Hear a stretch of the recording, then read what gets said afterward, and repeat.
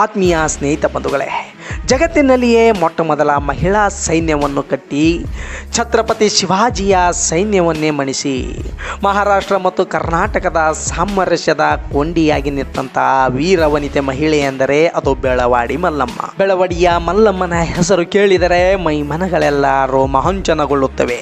ಆಕೆಯ ಶೌರ್ಯ ಸಾಹಸ ನಮ್ಮ ಕಣ್ಮುಂದೆ ಬರುತ್ತವೆ. ಓರ್ವ ಹೆಣ್ಣು ಮಗಳಾಗಿ ಬೆಳವಡಿಯ ಸಂಸ್ಥಾನವನ್ನು ನಡೆಸಿದ ಪರಿ ಬಲಿಷ್ಠ ಶಿವಾಜಿ ಮಹಾರಾಜನ ಸೈನ್ಯವನ್ನು ಮಂಡಿ ಊರುವಂತೆ ಮಾಡಿದ್ದು ಎಲ್ಲರನ್ನೂ ಬೆರಗುಗೊಳಿಸುತ್ತದೆ. ಇಷ್ಟೆಲ್ಲ ಪರಾಕ್ರಮ ಮೆರೆದಿರುವ ಮಲ್ಲಮ್ಮನ ಸಮಗ್ರ ಇತಿಹಾಸವನ್ನು ಈ ಸಂಚಿಕೆಯಲ್ಲಿ ತಿಳಿದುಕೊಳ್ಳೋಣ. ಸ್ನೇಹಿತರೆ, ನಮ್ಮದು ರೋಚಕ ಇತಿಹಾಸವುಳ್ಳುವ ದೇಶ.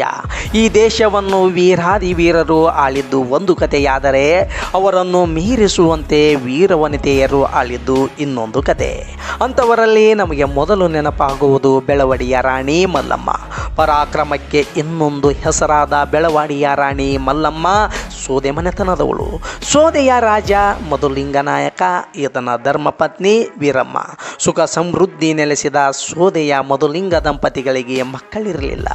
ನಂತರ ಸೋಪಿ ಸಿದ್ದಬಸವ ಎಂಬ ಮಹಾಯೋಗಿಯ ಸಲಹೆಯಂತೆ ವ್ರತಾಚರಣೆ ಆಚರಣೆಯಿಂದ ಜನಿಸಿದವನೇ ಸದಾಶಿವನಾಯಕ. ಅದಾಗಿ 2 ವರ್ಷದ ನಂತರ, ಅಂದರೆ ಕ್ರಿಸ್ತ ಶಕ 1650ರಲ್ಲಿ ಮಧುಲಿಂಗ ದಂಪತಿಗೆ ಜನಿಸಿದವಳೇ ಮಲ್ಲಮ್ಮ. ಲಾವಣ್ಯವತಿಯಾಗಿದ್ದ ಮಲ್ಲಮ್ಮ ಚಾಣಕ್ಯ, ಅಪಾರ ಬುದ್ಧಿವಂತೆಯೂ ಸಹ ಆಗಿದ್ದಳು. ಅದಷ್ಟೇ ಅಲ್ಲದೆ ಮಲ್ಲಮ್ಮ ಯುದ್ಧ ಕಲೆಯಲ್ಲಿ ಹೆಸರುವಾಸಿಯಾಗಿದ್ದಂಥವಳು. ಯುದ್ಧ ರಂಗಕ್ಕಿಳಿದರೆ ರಣಚಂಡಿಯಂತೆ ಹೋರಾಡುತ್ತಿದ್ದಳು. ಮಹಾನ್ ಹರಭಕ್ತೆಯಾದ ಮಲ್ಲಮ್ಮ ಹರಪೂಜೆ ಗುರುಪೂಜೆ ಇಲ್ಲದೆ ಹನಿ ನೀರನ್ನು ಸೇವಿಸ್ತಾ ಇರಲಿಲ್ಲ. ಅಂತಹ ಹರಭಕ್ತೆ 16 ತುಂಬಿದಾಗ ಬೆಳವಡಿಯ ರಾಜಕುಮಾರ ಈಶಪ್ರಭು ದೇಸಾಯಿಯೊಂದಿಗೆ ಮದುವೆ ಮಾಡಲಾಗುತ್ತೆ.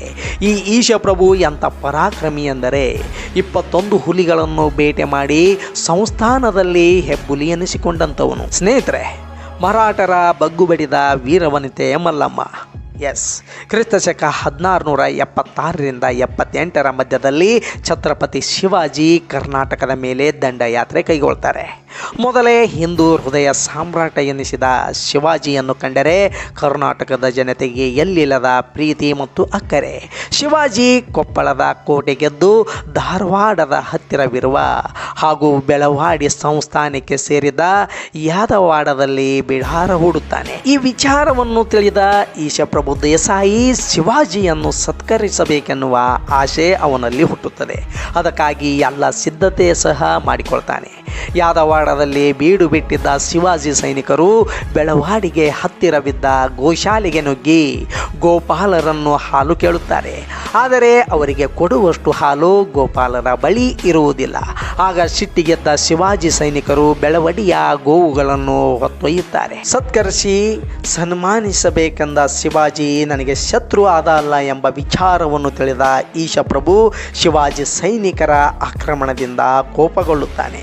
ಗೋವುಗಳನ್ನು ಮರಳಿ ಪಡೆಯಲು ದಂಡನಾಯಕನಾದ ಸಿದ್ದನಗೌಡ ಪಾಟೀಲರನ್ನು ಕಳಿಸುತ್ತಾನೆ. ಆತ ಶಿವಾಜಿ ಸೈನ್ಯದ ದಂಡನಾಯಕ ಸಕೂಜಿಯಿಂದ ಹತನಾಗುತ್ತಾನೆ.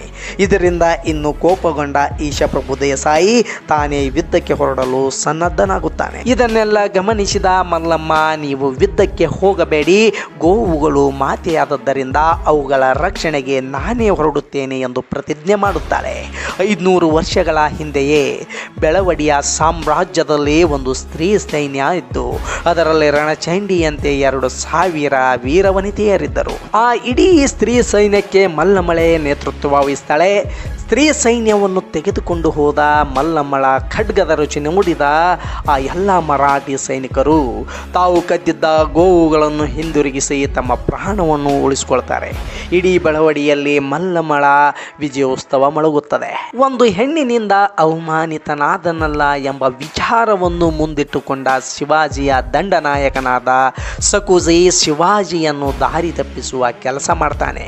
ತಮ್ಮ ಗೋವುಗಳನ್ನು ಅವರೇ ಕದ್ದೊಯ್ದಿದ್ದ ನಾವು ಅವುಗಳನ್ನು ಮರಳಿ ಪಡೆಯಲು ಯುದ್ಧಕ್ಕೆ ಹೊರಡಬೇಕು ಎಂದು ಹೇಳಿ ಬೆಳವಡಿಯ ಮೇಲೆ ಯುದ್ಧ ಹೊರಡುತ್ತಾನೆ. ಈ ಯುದ್ಧವು ಶಿವಾಜಿಯ ಸೈನ್ಯ ಮತ್ತು ಬೆಳವಾಡಿಯ ಸೈನ್ಯದ ನಡುವೆ ಸುಮಾರು 28 ದಿನಗಳ ಕಾಲ ನಡೆಯುತ್ತದೆ. ಈ ಯುದ್ಧದಲ್ಲಿ ಈಶಪ್ರಭುವಿಗೆ ಗಾಯವಾಗಿ ಕುದುರೆಯಿಂದ ಬಿದ್ದು ಗಾಯಗೊಳ್ತಾನೆ. ಅಷ್ಟೊತ್ತಿಗೆ ಹುಲಿ ಸೈನ್ಯ ಬಂದು ಬೆಳವಡಿಯ ಸೈನಿಕರ ಜೊತೆಗೂಡಿ ಶಿವಾಜಿಯ ಸೈನ್ಯದ ಜೊತೆ ಕಾದಾಡುತ್ತಾರೆ. ಈ ಸೈನ್ಯದ ಬಲಾಢ್ಯತೆಗೆ ಹೆದರಿದ ಮರಾಠಿ ಸೈನ್ಯ ಅಲ್ಲಿಂದ ಕಾಲು ಕೀಳುತ್ತದೆ. ನಂತರ ಸ್ವಲ್ಪ ದಿನಗಳಲ್ಲಿಯೇ ಗಾಯಗೊಂಡಿದ್ದ ಈಶಪ್ರಭು ಮರಣ ಹೊಂದುತ್ತಾನೆ. ಬೆಳವಡಿಯ ಸಂಪೂರ್ಣ ಜವಾಬ್ದಾರಿ ಮಲ್ಲಮ್ಮಳ ಹೆಗಲಿಗೆ ಬೀಳುತ್ತದೆ. ತ್ರಿಸೈನ್ಯದಿಂದ ಶಿವಾಜಿಯ ಮೇಲೆ ಆಕ್ರಮಣ.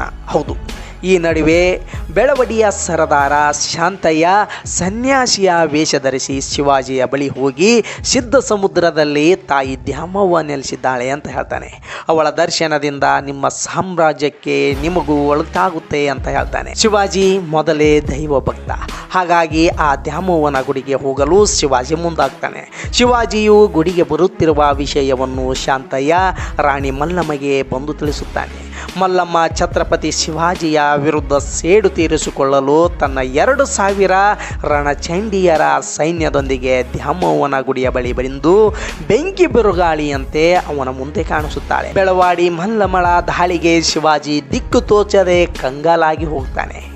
ಮಲ್ಲಮ್ಮಳ ರಣಚಂಡಿಯಂತೆ ತನ್ನತ್ತ ಶರವೇಗದಲ್ಲಿ ನುಗ್ಗಿ ಬರುವುದನ್ನು ನೋಡಿದ ಶಿವಾಜಿ ಸೈನಿಕರು ಆಕೆಯ ಕುದುರೆಯ ಕಾಲನ್ನು ಕತ್ತರಿಸುತ್ತಾರೆ. ಕುದುರೆ ಧರೆಗುರುಳಿದರೂ ಮಲ್ಲಮ್ಮಳ ಕೈಯಲ್ಲಿದ್ದ ಖಡ್ಗ ಬಿಡುವುದಿಲ್ಲ. ರಣಭೀಕರವಾಗಿ ಹೋರಾಡುತ್ತಾಳೆ. ಇದನ್ನು ಗಮನಿಸಿದ ಶಿವಾಜಿ ದಂಗು ಬಡಿದು ಹೋಗುತ್ತಾನೆ.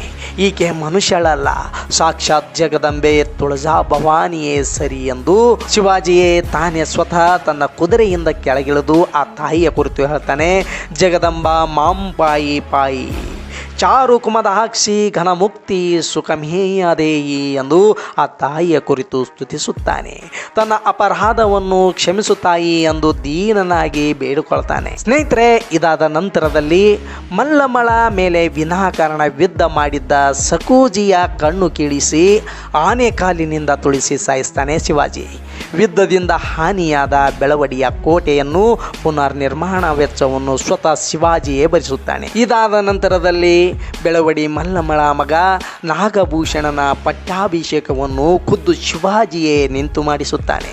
ನಂತರ ಬೆಳವಡಿ ಮತ್ತು ಮರಾಠ ರಾಜಮನೆತನಗಳ ನಡುವೆ ಗಾಢವಾದ ಸ್ವರಾಜ್ಯ ರಾಷ್ಟ್ರ ನಿರ್ಮಾಣ ಸಂಕಲ್ಪ ಬೆಳೆಯುತ್ತದೆ. ಇದಾದ ಎಷ್ಟು ಕಾಲದ ನಂತರ ಮಲ್ಲಮ್ಮ ತನ್ನ 67ನೇ ವಯಸ್ಸಿನಲ್ಲಿ, ಅಂದರೆ ಕ್ರಿಸ್ತಶಕ ಫೆಬ್ರವರಿ 19, 1717ರಲ್ಲಿ ಲಿಂಗೈಕ್ಯಳಾಗುತ್ತಾಳೆ. ಜಗತ್ತಿನ ಮೊದಲ ಮಹಿಳಾ ಸೈನ್ಯವನ್ನು ಕಟ್ಟಿದ ಮಲ್ಲಮ್ಮಾಜಿ ಶಾಸ್ತ್ರ ಸಂಪ್ರದಾಯಗಳನ್ನೇ ಮುಳುಗುತ್ತಿದ್ದ ಆಗಿನ ಕಾಲದಲ್ಲಿ ಆ ತಾಯಂದಿರ ಕೈಯಲ್ಲಿ ಶಸ್ತ್ರಶಕ್ತಿಯನ್ನು ತುಂಬಿದ ಛಲಗಾತಿ ಎಂದರೆ ತಪ್ಪಾಗದ್ದು. ಬೆಳವಾಡಿ ಮಲ್ಲಮ್ಮ ಮಹಾರಾಷ್ಟ್ರ ಮತ್ತು ಕರ್ನಾಟಕದ ನಡುವೆ ಸಾಮರಸ್ಯದ ಕೊಂಡಿಯಾಗಿದ್ದಳು. ಸ್ವರಾಜ್ಯ ರಾಷ್ಟ್ರ ನಿರ್ಮಾಣ ಅವಳ ಗುರಿಯಾಗಿತ್ತು ಅಂತ ಹೇಳಲಾಗುತ್ತೆ. ಸ್ನೇಹಿತರೆ, ಬೈಲಹೊಂಗಲ ತಾಲೂಕಿನ ಮುಳುಕೂರು ಗ್ರಾಮದಲ್ಲಿ ಬೆಳವಡಿ ದೇಸಾಯಿ ಸಂಸ್ಥಾನಕ್ಕೆ ಸೇರಿದ ಜಮೀನಿನಲ್ಲಿ ಮಲ್ಲಮ್ಮಳ ಸಮಾಧಿ ಇದ್ದು ಮಲಪ್ರಭಾ ನದಿಯಲ್ಲಿ ಅದು ಮುಳುಗಡೆಯಾಗಿದೆ. ಬೆಳವಡಿ ಸಂಸ್ಥಾನಕ್ಕೆ ಸೇರಿದ ಮೂಲ ದಾಖಲೆಗಳು ಸೌದತ್ತಿ ತಾಲೂಕಿನ ಹುಲಿ ಬ್ರಹ್ಮನ್ ಮಠದಲ್ಲಿವೆ. ಶಿವಾಜಿ ಮತ್ತು ಮಲ್ಲಮ್ಮಳ ನಡುವೆ ನಡೆದ ಯುದ್ಧದ ಪ್ರತಿಕಾರವಾದ ವೀರಗಲ್ಲು ಧಾರವಾಡ ಜಿಲ್ಲೆಯ ಯಾದವಾಡ ಹನುಮಂತೇಶ್ವರ ದೇವಾಲಯದ ಎದುರುಗಡೆ ಇಂದಿಗೂ ಸಹ ಇದೆ. ಅದನ್ನು ನಾವು ಕಣ್ತುಂಬಿಸಬಹುದು. ಅದೇ ರೀತಿ ಸಿದ್ಧ ಸಮುದ್ರ, ಚಚಡಿ, ಮುತವಾಡ ಹಾಗೂ ಸತ್ತಿಗೆರೆಯಲ್ಲೂ ವೀರುಗಲ್ಲುಗಳಿವೆ. ಅವುಗಳ ಸಂರಕ್ಷಣೆಗೆ ಸರ್ಕಾರ ಮುಂದಾಗಬೇಕು ಅಂತ ಹೇಳುತ್ತಾ ಈ ಸಂಚಿಕೆ ಮುಗಿಸ್ತಾ ಇದ್ದೀನಿ. ಸ್ನೇಹಿತರೆ, ಮುಂದಿನ ಸಂಚಿಕೆಯಲ್ಲಿ ಇನ್ನೊಂದು ಮಹತ್ವವಾದ ವಿಚಾರದೊಂದಿಗೆ ನಿಮ್ಮ ಮುಂದೆ ಬರುತ್ತೇನೆ ಅಂತ ಹೇಳುತ್ತಾ ಜೈ ಹಿಂದ್, ಜೈ ಕರ್ನಾಟಕ ಮಾತೆ.